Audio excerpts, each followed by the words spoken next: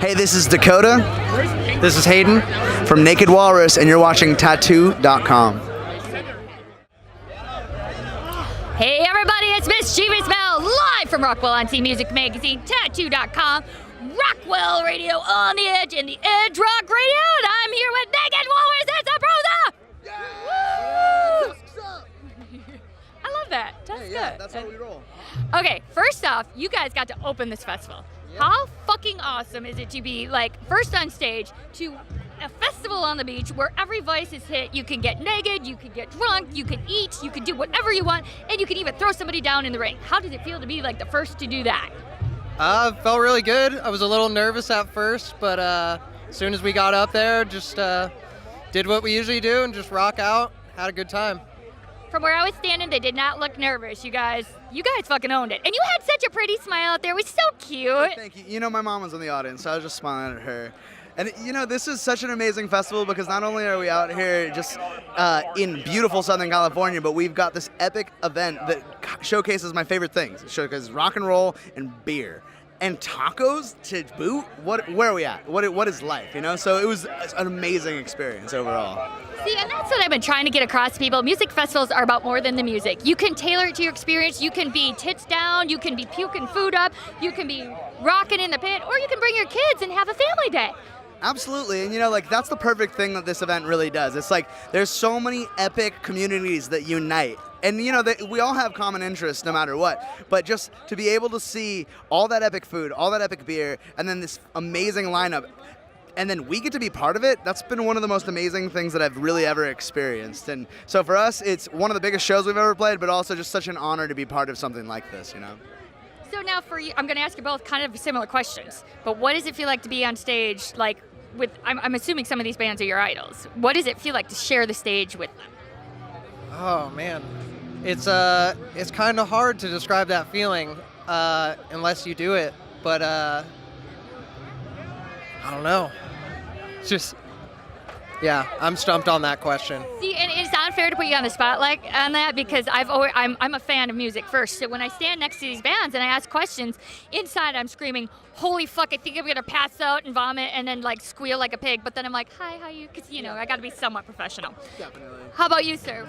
You know, it's funny. I was thinking about this earlier this week because The Offspring was one of the first CDs that I ever had. You know, like being able to play with a band that I've listened to for over 15 years now is like next level. And then each band beyond that, you know, Pennywise, The Vandals, Me First and the Gimme Gimmes, all of these bands have influenced us and our mentality in such interesting ways. And so yeah, it's the feeling is kind of like you've reached the next step. What's next, you know? And I don't mean to be bittersweet or anything like that. It's not like we're not feeling extremely excited about this type of opportunity, but it's kind of this thing of like there's bigger things on the horizon for us. And so I really, you know, and Hayden and I have been talking about this all day, and it's like this is just the beginning of you guys really seeing Naked Walrus in its true skin. I'm totally stoked about it because seriously, seeing them open up that's got to be tough in itself. Like yes. That's a hard fucking thing to do. You guys had to pull the people out and kick this shit off. But wow, Naked Walrus, when they come to a stage near you, you fucking hit it up. But now that we talked music, all right, so who wants to start on ink? We'll start with you, and then we'll go this way. Okay. Just because you seem like you're really quiet, so I want to make you talk. I want to like, you know, scare the fuck out of you. Well, that's good. All right. That's what I need, always. Right. And I have that with the men. They fucking run the other way. I mean, that's why, like, I stay around him so much. Is, you know, I need somebody to push me along sometimes. To be fair, it's the quiet ones you got to watch out for. I mean, yeah, they got to get it out somehow. So, you know. Yeah. I guess we'll start. This is my favorite one. This is my owl. It's in memory of my grandma. She used to collect these little owl statue things. So yeah, when she passed away, I was like, all right, I got to get an owl tattoo. So that was about when I was 15. So literally probably, you know, a few days after I turned 18, I got this. The artist, his name is David Noggle. He does a lot of work for both me and Dakota.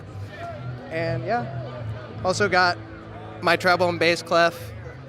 This was just my motivation to keep playing. Also to learn piano, kind of. Still working on that one. So you're, and I hate to throw out the term real musician, but if they'd say, and I can only play the radio, so that's why I do this, but they say if you can play the piano, you can master anything. Yeah, I would.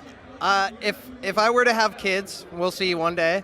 Or at least ones he knows about. I'm just Yeah. quiet ones to watch out for. If they decide to play music, I want them to either learn piano or drums first, because I feel like those are the hardest ones, and once you know those, everything else comes easy. Will you look me up when you know piano, and then I'm going to throw an accordion at you? Not that I ever listened to accordion, but I think it might be cool to see. I'm down to try it. All right. You heard the challenge here, accordion challenge, right? Let's do it. All right. Any other ones? Yeah. This is a kind of unfinished tattoo. This is what happens when you go on Warped Tour and get a tattoo right before you go into the South. So this got infected. It's got Nashville right there. Yeah, this is called Nashville. A little Nashville sweat. But this is my outline of Arizona. I'm from Arizona. I'm very proud of being from the desert. And then I'm also part Native American, just like a pinch. So I thought I'd throw the Native American rug in there. I love Warped Tour war stories, and rest in peace is Warped Tour. I mean, I'm kind of sad, but you know. Love you, Warped. And you, sir, the quiet one. The non-quiet. You even make me look quiet. That's fucking awesome, man. I love it. Well, I'm a human. I should get that printed on my shirt so people know. True. I'll get you a shirt, okay? Sweet. I'm gonna hold him to that. He owes me a shirt. I owe you a shirt for sure. Now I see ink. And I got ink. you got a little bit, yeah. Yeah. So I guess my first tattoo was this sugar skull. It represents, I'm from Santa Fe, New Mexico, and we would always have a Day of the Dead festival when I was growing up, and I have 3 roses for my family members, my parents, and my brother.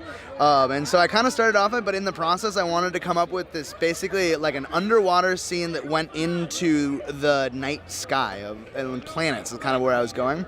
So I'm working on this piece, and actually all of this is done by David Noggle as well. So he's our guy. He's in Phoenix, Arizona. He's in Prescott, Arizona. You should check him out. He's literally one of the most amazing tattoo artists I've ever been able to work with.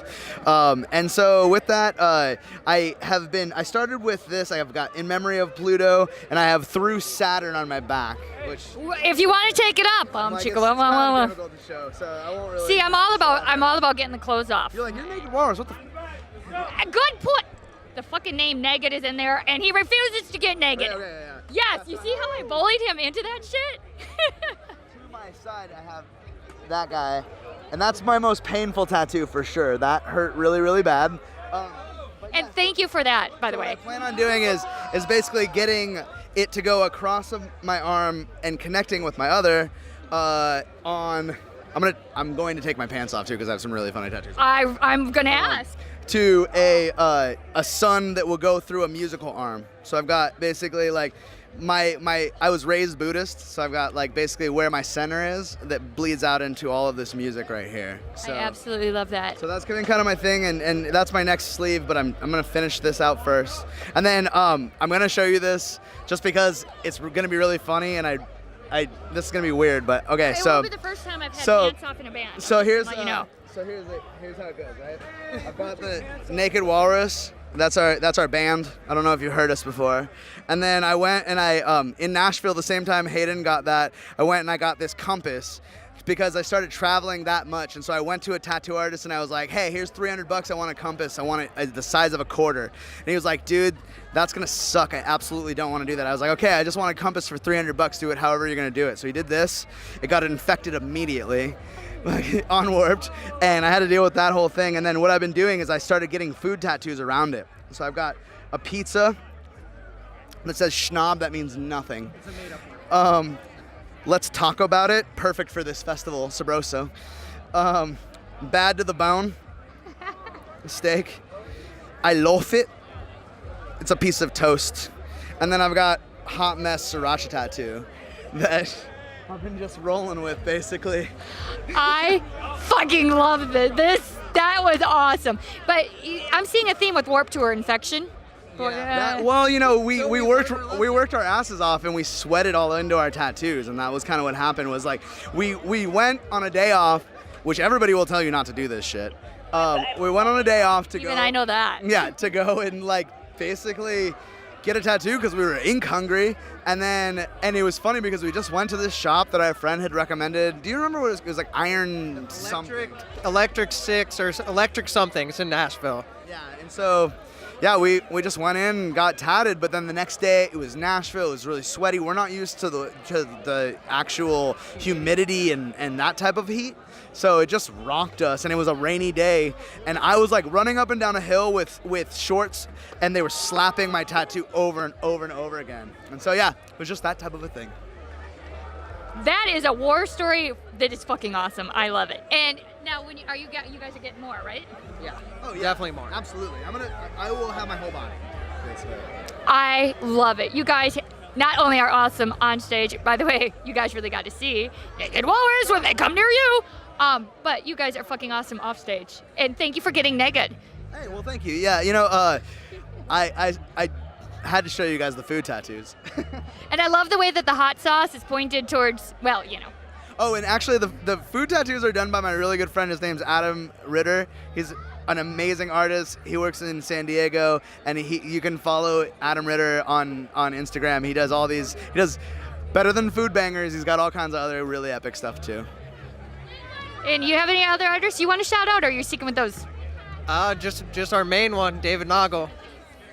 If you can find a tattoo artist that you stay with, that's a hookup to stay with, because you don't just go to anybody. You might turn green. True, right? Yeah. Oh, not wanting to turn green, right? Well, guys, we have kept them way long here at Sabroso, and they got a lot of fucking work to do. It's Naked Walrus, woo! And we got them half naked. Yeah. Next time we'll go for full naked. Yeah, we'll go for that. Cool. All right.